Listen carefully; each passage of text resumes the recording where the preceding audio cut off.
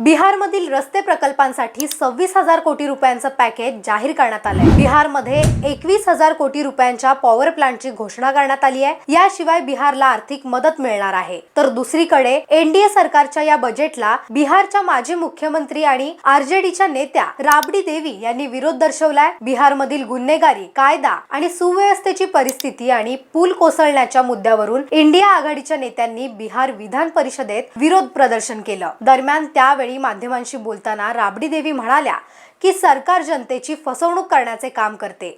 नितीश कुमारांच्या मागण्या पूर्ण झाल्या नाहीत। त्यांनी एनडीए मधून पाय उतार व्हावे।